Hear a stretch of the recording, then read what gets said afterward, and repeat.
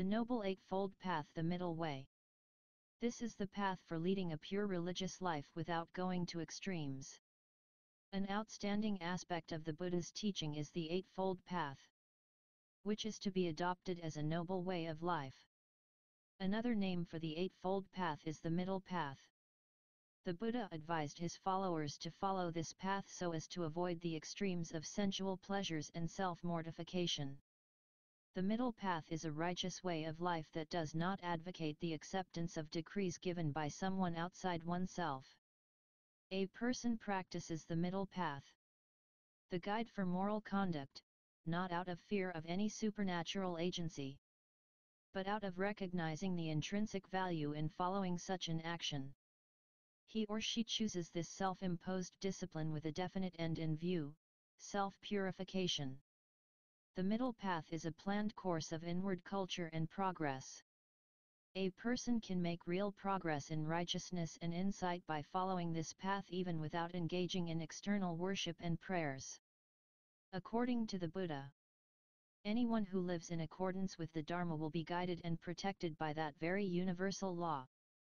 When a person lives according to Dharma, he or she will also be living in harmony with the universal law. Every Buddhist is encouraged to mold his or her life according to the Noble Eightfold Path as taught by the Buddha. One who adjusts one's life according to this noble way of living will be free from miseries and calamities both in this lifetime and hereafter. One will also be able to develop the mind by restraining from evil and observing morality. The Eightfold Path can be compared to a road map. Just as a traveler will need a map to reach a destination, we all need the Eightfold Path, which shows us how to attain nirvana, the final goal of human life. To attain the final goal, there are three aspects of the Eightfold Path to be developed by the devotee. One has to develop sila, morality, samadhi, mental culture, and panna, wisdom. While the three must be developed simultaneously, the intensity with which any one area is to be practiced varies according to a person's own spiritual development. A devotee must first develop morality, that is, his or her actions should bring good to other living beings. One does this by faithfully adhering to the precepts of abstaining from killing, slandering, stealing, becoming intoxicated or being lustful. As one develops one's morality, the mind will become more easily controlled, enabling one to develop one's powers of concentration. Finally, with the development of concentration, wisdom will arise. Gradual development. With his infinite wisdom, the Buddha knew that not all humans have the same ability to reach spiritual maturity at once. So he expounded the Noble Eightfold Path for the gradual development of the spiritual way of life in a practical way. He knew that not all people can become perfect in one lifetime. He said that sila, samadhi, and panna must and can be developed over many lifetimes with diligent effort. This path finally leads to the attainment of ultimate peace where there is no more unsatisfactoriness. Righteous life. The Eightfold Path consists of the following 8 factors. Sila, right speech, right action, right livelihood, morality. Samadhi, right effort, right mindfulness, right concentration, mental culture. Panna, right understanding, right thoughts, wisdom. What is right understanding? It is explained as having the knowledge of the Four Noble Truths. In other words, it is the understanding of things as they really are.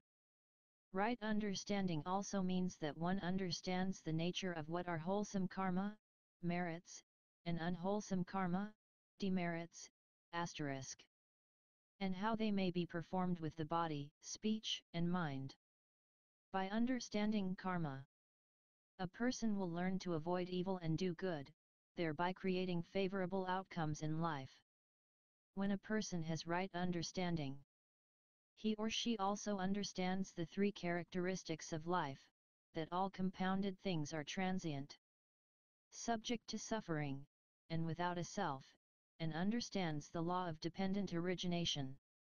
A person with complete right understanding is one who is free from ignorance.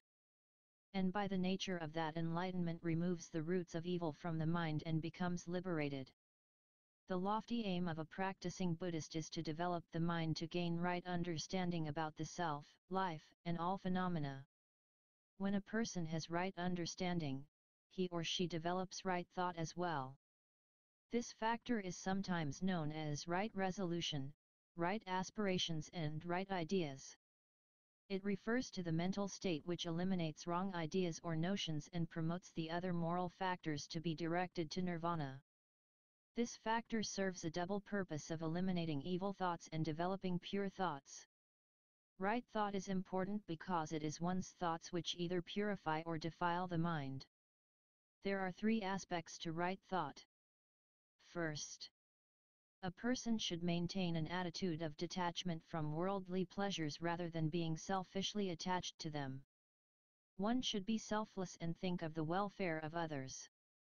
Second, the person should maintain loving kindness, goodwill and benevolence in the mind, which is opposed to hatred, ill will or aversion. Third, one should act with thoughts of harmlessness or compassion to all beings, which is opposed to cruelty and lack of consideration for others. As a person progresses along the spiritual path, one's thoughts will become increasingly benevolent, harmless, selfless, and filled with love and compassion. Right understanding and right thought, which are wisdom factors, will lead to good moral conduct. There are three factors under moral conduct: right speech, right action, and right livelihood. Right speech involves respect for truth and respect for the welfare for others. It means to avoid lying, to avoid backbiting or slander, to avoid harsh speech, and to avoid idle talk. We have often underestimated the power of speech and tend to use little control over our speech faculty.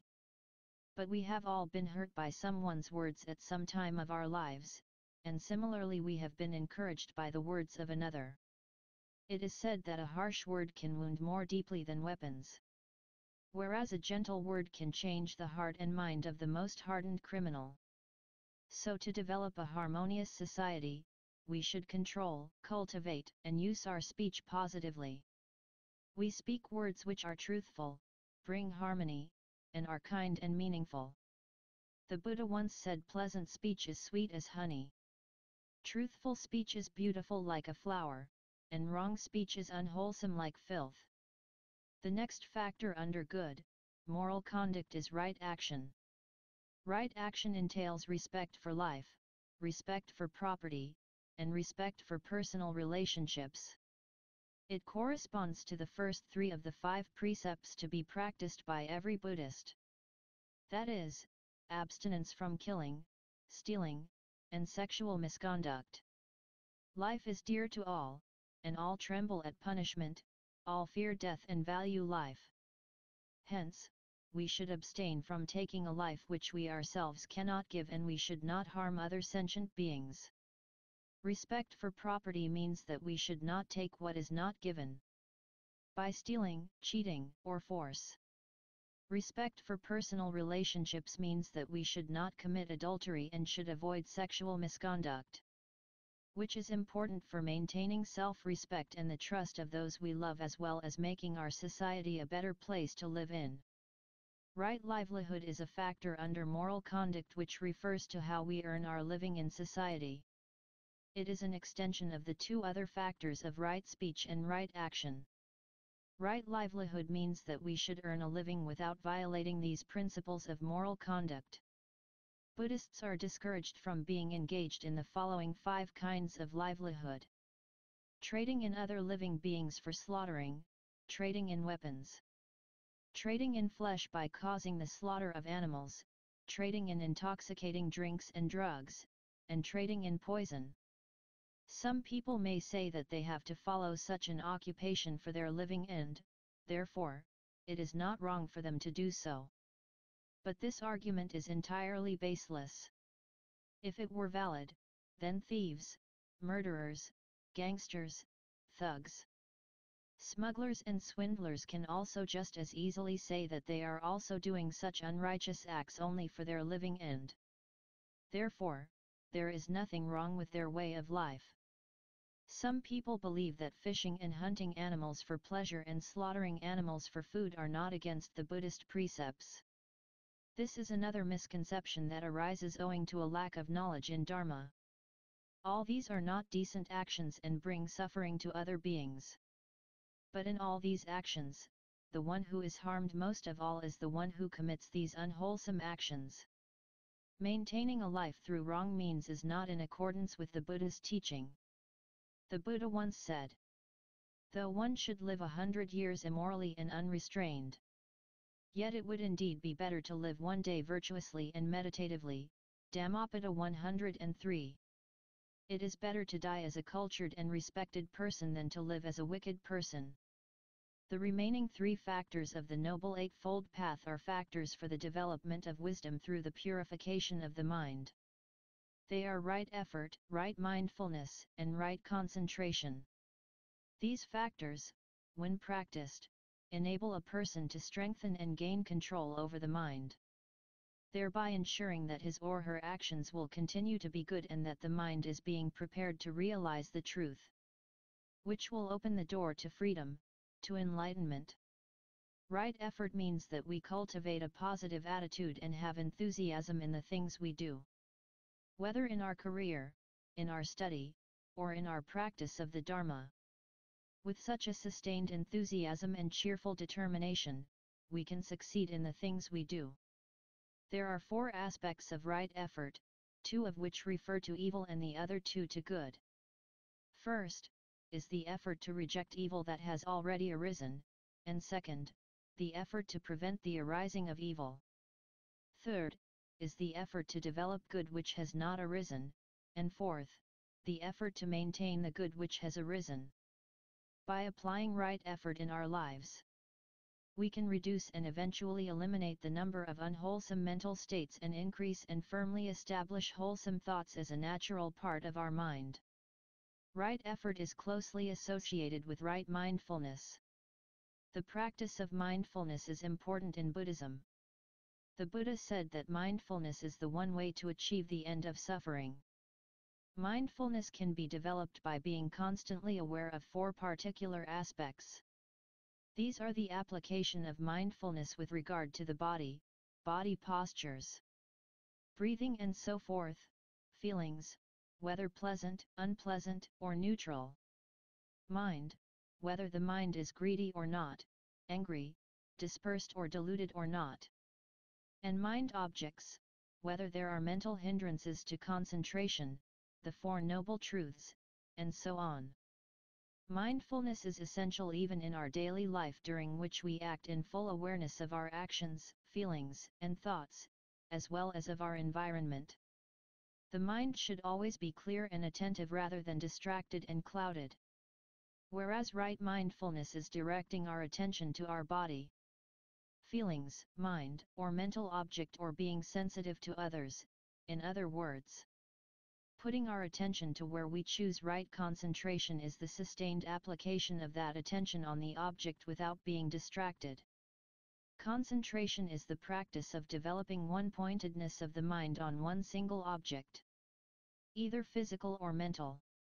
The mind is totally absorbed in the object without distractions, wavering, anxiety or drowsiness.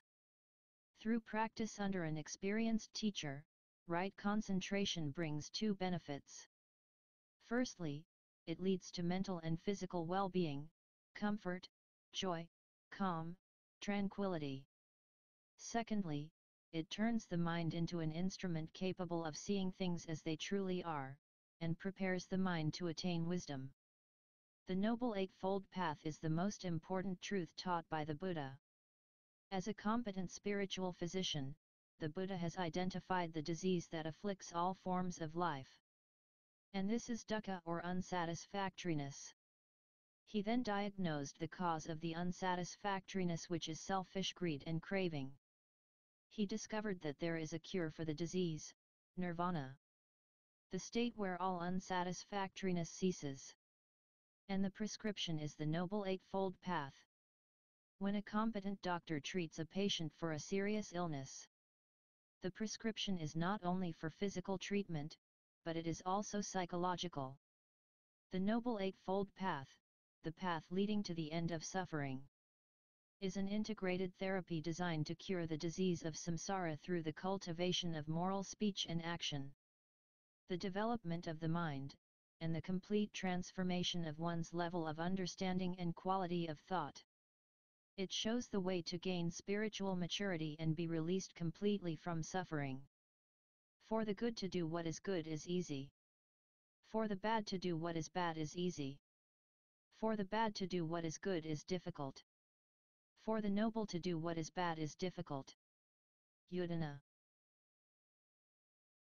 Everything is changeable.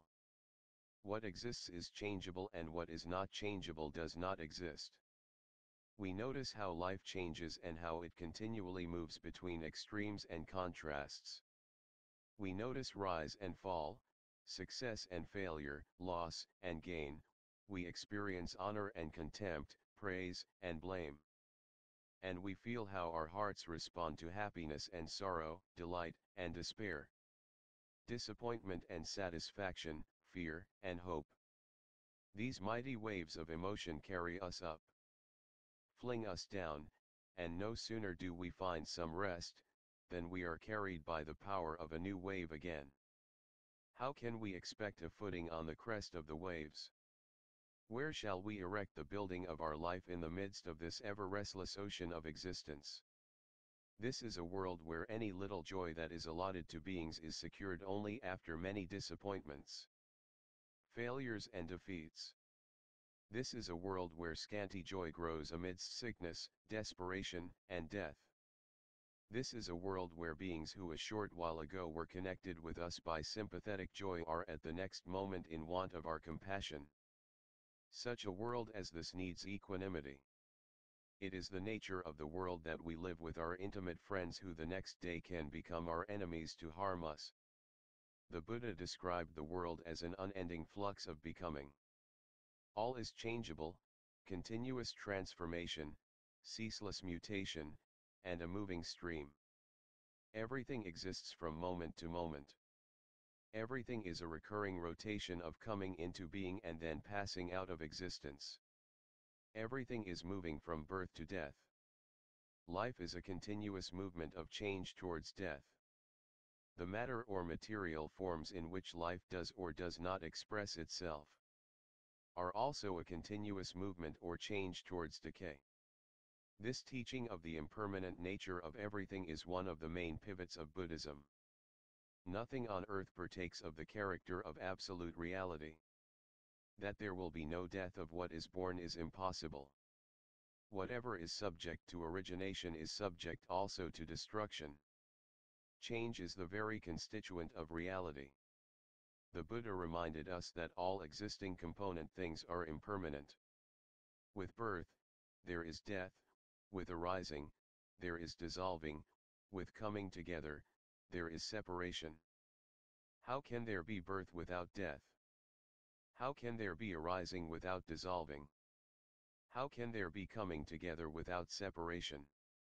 In declaring the law of impermanence or change, the Buddha denies the existence of eternal substances.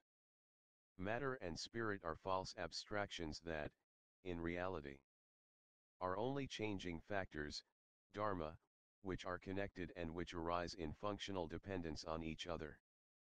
Today, scientists have accepted the law of change that was discovered by the Buddha. Scientists postulate that there is nothing substantial, solid, and tangible in the world. Everything is a vortex of energy, never remaining the same for 2 consecutive moments. The whole wide world is caught up in this whirl and vortex of change.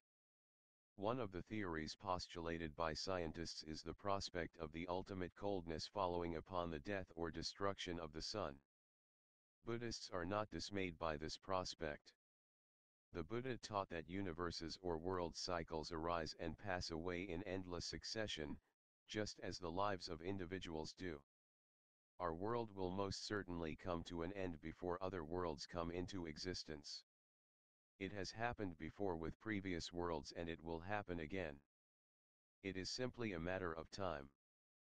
The world is a passing phenomenon. We all belong to the world of time. Every written word, every carved stone, every painted picture, the structure of civilization, every generation of human beings, will vanish away like the leaves and flowers of forgotten summers. What exists is changeable and what is not changeable does not exist. Thus all gods and human beings and animals and material forms, everything in this universe is subject to the law of impermanency. Buddhism teaches us that the mind seeks a permanent existence but life creates an impermanent physical body. We take this as life, and then unsatisfactoriness disturbs the mind. This is the source of suffering. The body like a lump of foam. The feelings like a water bubble. Perception like a mirage. Volitional activities like a banana tree. And consciousness like Jaggeri star. Samyutta Nikaya. What is karma?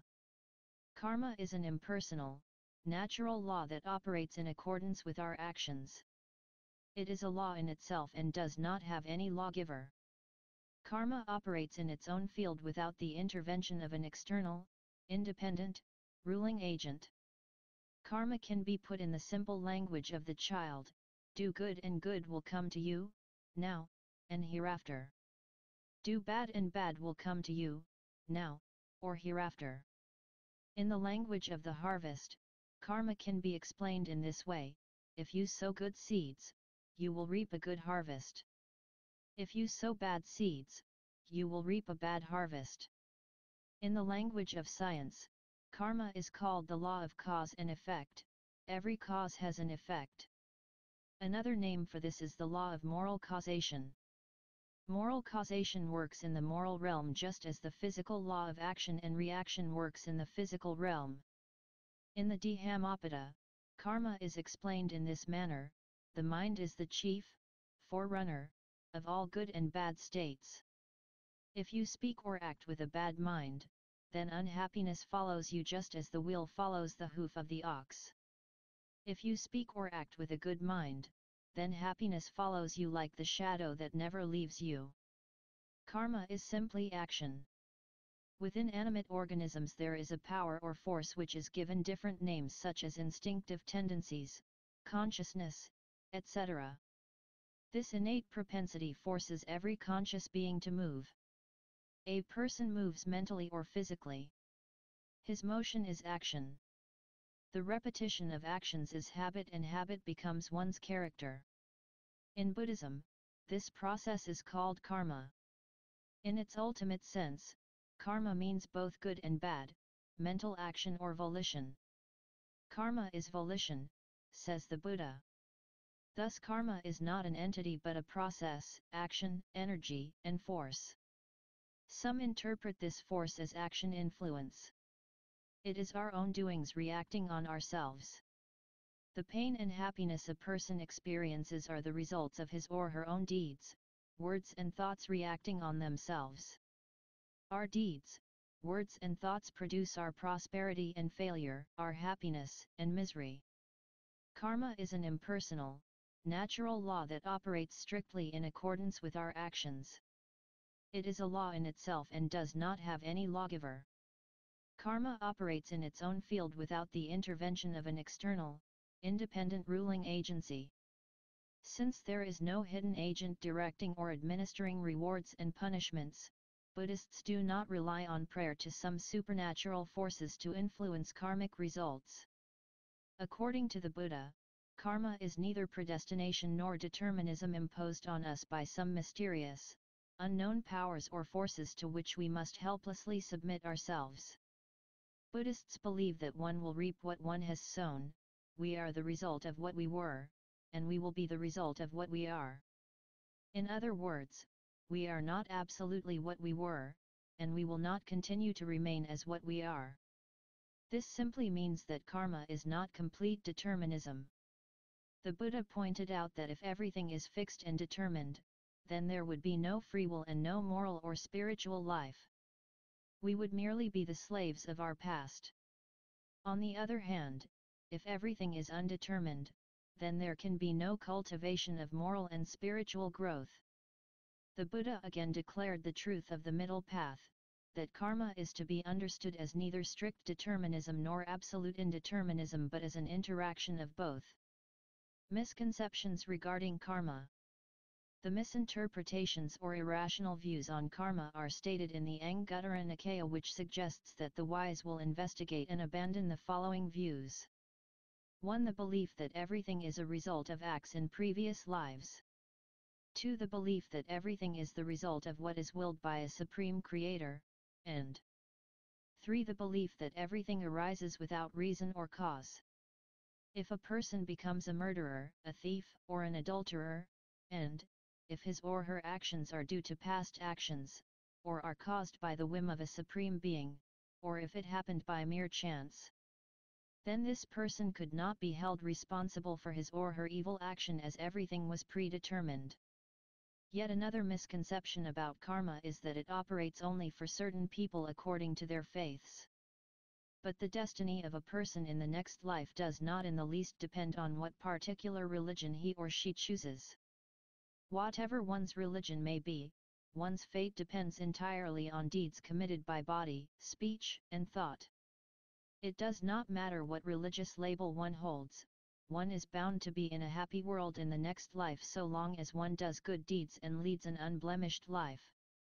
One is bound to be born to lead a wretched life if one commits evil and harbors wicked thoughts in the mind. Therefore, Buddhists do not proclaim that they are the only blessed people who can go to heaven after their death. Whatever religion is professed or without any religious label, karmic thoughts alone determine a person's destiny both in this life and in the next. The teaching of karma does not indicate a post-mortem justice. The Buddha did not teach this law of karma to protect the rich and to comfort the poor by promising illusory happiness in an afterlife. According to Buddhism, karma explains the inequalities that exist among mankind. These inequalities are due not only to heredity, environment, and nature but also to karma, or the results of our own actions. Indeed, karma is one of the factors which are responsible for the success and the failure of our lives. Since karma is an invisible force, we cannot see it working with our physical eyes. To understand how karma works, we can compare it to seeds. The results of karma are stored in the subconscious mind in the same way as the leaves, flowers, fruits, and trunk of a tree are stored in its seed. Under favorable conditions, the fruits of karma will be produced just as with moisture and light, the leaves and trunk of a tree will sprout from its tiny seed. The taste of the fruits also carry forward just like karmic energy creates the effect. The working of karma can also be compared to a bank account. A person who is virtuous, charitable, and benevolent in this present life is like a person who is adding to his or her good karma account. This accumulated good karma can be used to ensure a trouble-free life. But the person must replace what is taken, or else one day, the account will be depleted and that person will be bankrupt. Then who can be blamed for one's miserable state?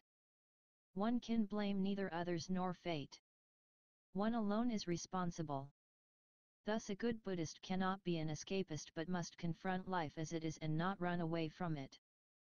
The karmic force cannot be controlled by inactivity.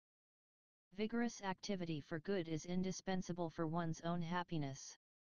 Escapism is the resort of the weak, and an escapist cannot run away from the effects of karmic law. The Buddha says, there is no place to hide in order to escape from karmic results. Dhammapada 127. Our own experience.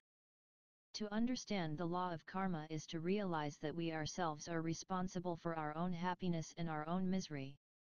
We are the architects of our karma. Buddhism explains that we have every opportunity to mold our own karma and thereby influence the direction of our lives.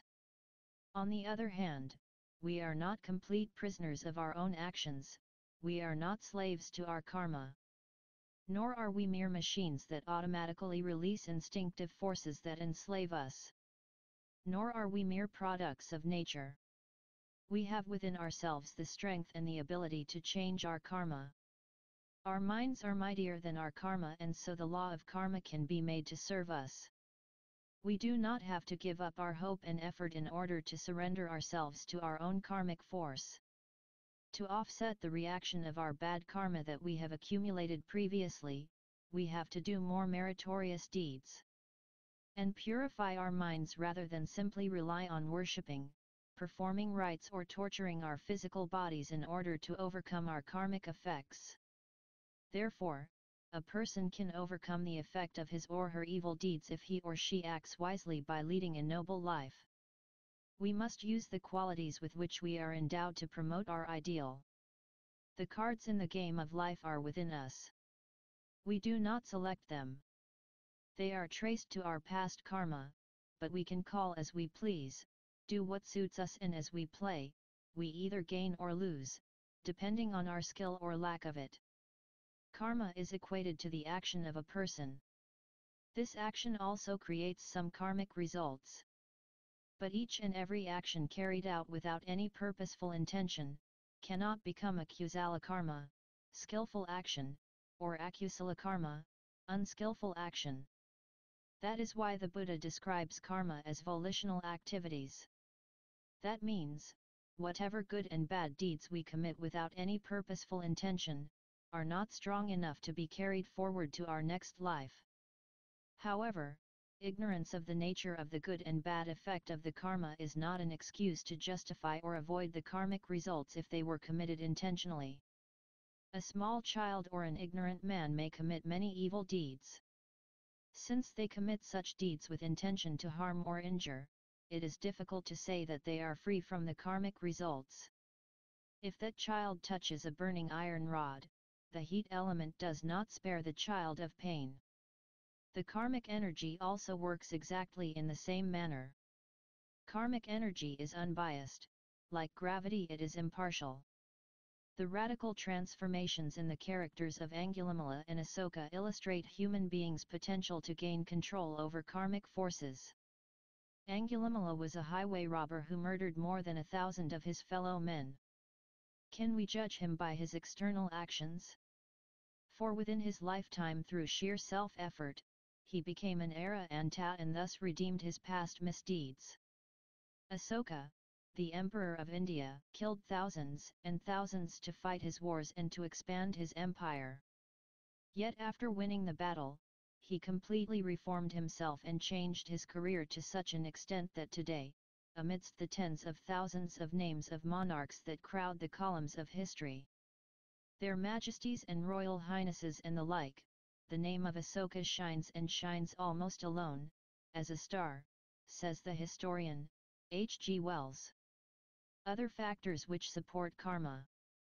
Although Buddhism says that a person can eventually control his or her karmic force, it does not state that everything is due to karma. Buddhism does not ignore the role played by other forces of nature. According to Buddhism, there are 5 orders or processes of natural laws, niyama, which operate in the physical and mental worlds. 1 U2 niyama, seasonal laws, relating to the physical and organic order, e.g., seasonal phenomena of winds and rains, etc. 2 Bija niyama, biological laws, relating to the order of germs and seeds. 3 Karma niyama, karmic law, relating to moral causation or the order of act and result. 4 Dharma niyama, natural phenomena, relating to electrical forces, movement of tides, etc., and 5 Citta niyama, psychological laws, which govern the processes of consciousness. Thus karma is considered only as one of the 5 natural laws that account for the diversity in this world. Can karma be changed? Karma is often influenced by circumstances. Beneficent and malevolent forces act to counter and to support this self-operating law. The other forces that either aid or hinder this karma are birth, time, or conditions, appearances, and effort. A favorable birth, gauti sampati, or an unfavorable birth, vipatti, can develop or hinder the fruition of karma. For instance, if a person is born to a noble family or in a state of happiness, his fortunate birth will provide an easy opportunity for his good karma to operate. An unintelligent person who, by some good karma, is born in a royal family, will, on account of his noble parentage, be honored by the people. If the same person were to have a less fortunate birth, he would not be similarly treated. Good appearance, upati sampati, and poor appearance, upati vipati, are two other factors that hinder or favor the working of karma. If by some good karma, a person obtains a good birth, but is born deformed by some bad karma, then he or she will not be able to fully enjoy the beneficial results of good karma. Even a legitimate heir to a throne may not perhaps be raised to that high position if he happens to be physically or mentally deformed. Beauty, on the other hand, will be an asset to the possessor. A good-looking son of poor parents may attract the attention of others and may be able to distinguish himself through their influence. Also, we can find cases of people from poor, obscure family backgrounds who rise to fame and popularity as film actors or actresses or beauty queens. Time and occasion are other factors that influence the working of karma. In the time of famine or during the time of war, all people without exception are forced to suffer the same fate. Here the unfavorable conditions open up possibilities for evil karma to operate. The favorable conditions, on the other hand, will prevent the operation of bad karma. Effort or intelligence is perhaps the most important of all the factors that affect the working of karma. Without effort, both worldly and spiritual progress is impossible. If we do not make the effort to cure our disease, or to save ourselves from difficulties, or to strive with diligence for progress, then evil karma will find a suitable opportunity to manifest its due effects. However, if we endeavor to surmount difficulties and problems, our good karma will come to help. When shipwrecked in a deep sea, the Bodhisattva during one of his previous births, made an effort to save himself and his old mother, while the others prayed to the gods and left their fate in the hands of these gods. The result was that the Bodhisattva escaped while the others were drowned. Thus the working of karma is aided or obstructed by birth, beauty and ugliness, time and personal effort or intelligence. However, people can overcome immediate karmic effects by adopting certain methods. Yet, they are not completely free from such karmic effects if they remain within this samsara cycle of birth and death. Whenever opportunities arise, the same karmic effects that were suppressed can affect them again. This is the uncertainty of worldly life. Even the Buddha and Arahants were affected by certain karmas, although they were in their final life. The time factor is another important aspect of the karmic energy for people to experience the good and bad effects of previous actions. People experience certain karmic effects only within this lifetime, while certain karmic effects become effective immediately hereafter in the next birth. And certain other karmic effects follow the doers as long as they remain in this wheel of existence until they stop their rebirth after attaining nirvana. The main reason for this difference is owing to mental impulsion, javana siddha, at the time when a thought arises in the mind to do good or bad. Impartial energy. Those who do not believe that there is an energy known as karma should understand that this karmic energy is not a byproduct of any particular religion, although Hinduism, Buddhism, and Jainism recognize and explain the nature of this energy. This is an existing universal law which has no religious label. All those who violate this law have to face the consequences irrespective of their religious beliefs, and those who live in accordance with this law experience peace and happiness in their life. Therefore, this karmic law is unbiased towards each and every person, whether they believe it or not, whether they have a religion or not. It is like any other existing universal law. Karma is not the exclusive property of Buddhism. If we understand karma as a force or a form of energy, then we can discern no beginning. To ask where is the beginning of karma is like asking where is the beginning of electricity. Karma, like electricity, does not begin. It comes into being under certain conditions. Conventionally we say that the origin of karma is volition, but this is as much conventional as saying that the origin of a river is a mountain top. Like the waves of the ocean that flow into one another, one unit of consciousness flows into another, and this merging of one thought consciousness into another is called the working of karma. In short, every living being, according to Buddhism, is an electric current of life that operates on the automatic switch of karma. Karma, being a form of energy, is not found anywhere in this fleeting consciousness or body. Just as mangoes are not stored anywhere in the mango tree but, dependent on certain conditions, they spring into being, so does karma. Karma is like wind or fire. It is not stored up anywhere in the universe but comes into being under certain conditions. Classification of karma. Karma is classified in 4 ways according to 1. The time in which effects are worked out. 2. Function kika. 3. The priority of effect, and 4. The place in which the karmic effects transpire. There are moral and immoral actions which may produce their due effects in this very life. They are called immediately effective ditthadharma-vedanaya karma. If they do not operate in this life, they become ineffective ahosi. There are some actions which may produce their effects in a subsequent life. They are termed subsequently effective upapajavadanaya karma. They too become ineffective if they do not operate in the second birth.